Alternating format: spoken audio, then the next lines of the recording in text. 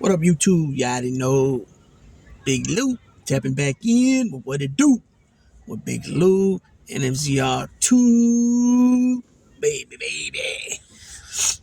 So I'm just gonna get right to it. Um, I'm trying to cut these videos a little bit, shorter. Maybe 8 minutes, anywhere from 7 minutes to 12 minutes if possible. More closer to 10 and under if be. So this, as you can tell from the thumbnail, this is my third OJ Simpson video now I'm doing. But this one here is regarding a guy that's came forward after 30 years to say that OJ allegedly hired the Gambino family to kill his ex-wife. And then ultimately Ron Goldman was there and he got killed, collateral damage, I guess you call it, right? And that OJ was on scene watching these guys that he hired from the Gambino family supposedly butcher and murder these two human beings, which is, I don't know if you want to say absurd, weird, crazy, strange, whatever, but that's not their MO, right? I mean, you could bring up people like Roy DeMeo, and you can say, Greg Scarpa. Roy DeMeo was already dead about 10 years prior to this horrendous murder, double murder. Greg Scarpa died around this time, but he was in poor health, with the HIV turning into AIDS, skeleton of a man, you know what I'm saying? That's not their... Even with Roy DeMeo and the things he's done, he had committed any type of crime like that, any type of murdering like that to butcher and leave them on the scene. Usually they would dismember and dispose of the bodies. You know what I'm saying? But yeah, this here, the guy said that he didn't say nothing before because he was scared. Now OJ passes. Now he speaks up and says something. There was an individual named Barisi. Barisi was, I guess, spoke to him about this 30 years ago, and he didn't say nothing. And he took a second crack at him recently, and that's when he indulged that he exposed supposedly and indulged the information that I just mentioned, that OJ hired these guys. But the funny part is, if you were scared of the Gambinos then, the Gambinos are still around. I mean, that part of it don't make sense, and the fact that they, if they're not going to go after somebody like Sammy the Bull, I knew they went after him one time, but nothing happened. You know what I'm saying? Why would they be tripping off you? You know what I mean?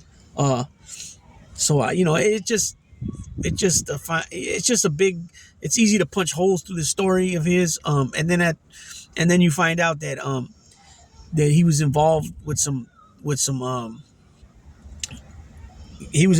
crimes, petty crimes, but then he was also found not eligible to be found liable in a trial because of his mental health, his mental state. So could that have anything to do about it? Let me read it. I want to read this New York Post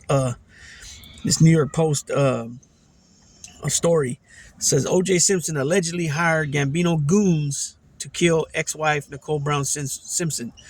OJ allegedly hired goons from the Gambino family to kill his ex-wife, Nicole Brown, according to Los Angeles collection agency owner, who apparently confessed to a longtime Hollywood private detective last week.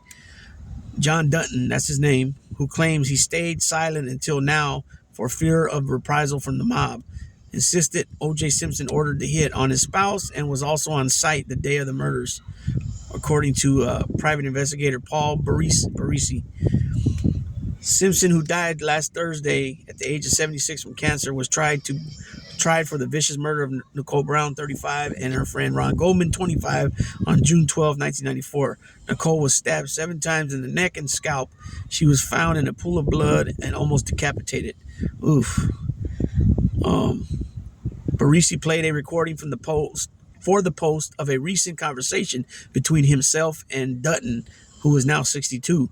In that chat, Dunton cagily contended that he'd learned of the Simpsons' whereabouts the night of the murders from someone in his circle. The persons apparently traveled in the same circles as Simpson. Dunton was vague about who had given him the information, according to the recording. He declined comment Saturday and referred calls to Barisi. Barisi told the Post he had first reached out to Dunton 30 years ago about the headline-making murders, but decided to try him again last week, and this time Dunton agreed to talk. Dunton insisted the killings were a mob hit. 100% Dunton can be heard saying on the recording, the 4 guys that came, they were members of the Gambino family. They were involved in all kinds of stuff. You know what the mob does. The bottom line is everything was done with OJ's direction. That's what happened. Simpson also came to watch, Dunton claimed. He was there, Dunton insisted to Barisi. I don't know what he did, but he was there. He knew these guys were going over to Nicole's house to kill her. He wanted to be there. I don't know why. I'm glad he's dead, to be honest. What he did was a really horrible thing, and I went through hell because of that. Dunton told Barisi that because he was friendly with the cops, he tipped them off about what he learned on the condition he be kept anonymous.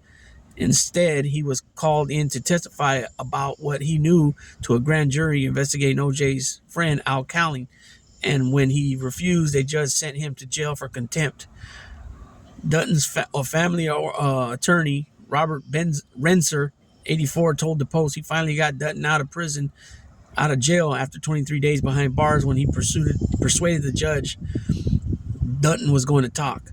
Renser said he never heard anything about a mob hit on Nicole Brown Simpson, but pointed out that Dunton was afraid of something.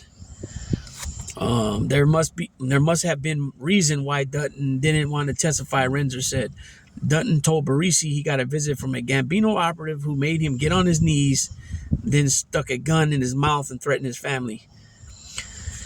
That don't even sound normal there. How did they find out that he knew that OJ reach out to these so-called Gambino members and tell him that this guy John Dunton knows too? You know what I'm saying? The guy that put the gun in my mouth, he whacked several people, and if he whacked me, it wouldn't be any different. Now, how the hell did he know how many people he whacked? Come on, man, this is ridiculous. Well, they told you, hey, guy, I didn't whack 15 guys. Don't play with me. I'm not one to play with. Could he have said something like that?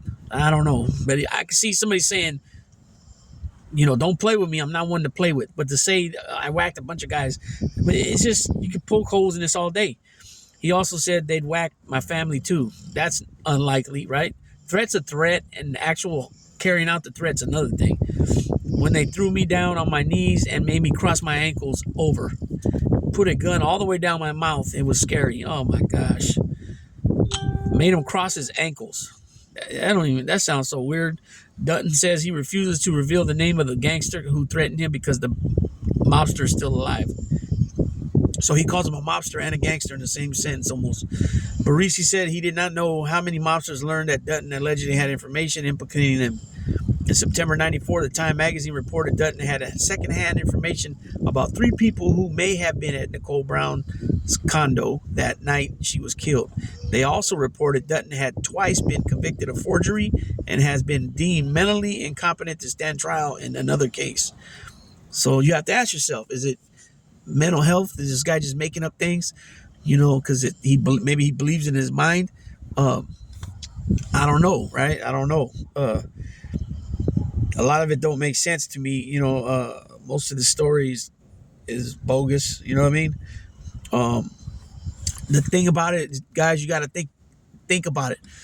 Since Sammy the Bull flipped, which was 1990, they got arrested December of 90. He flipped by November of 91. A ton of guys from the Gambinos has flipped since then.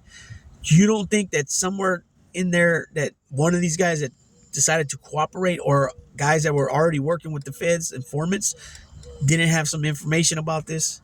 They said 4 went down there. 4 Gambinos, they said, went down there from New York to LA area. 4 Gambinos.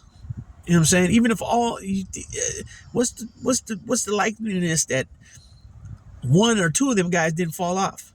Or, you know what I'm saying? Or tell somebody else something that somehow they were able to prove something else or whatever.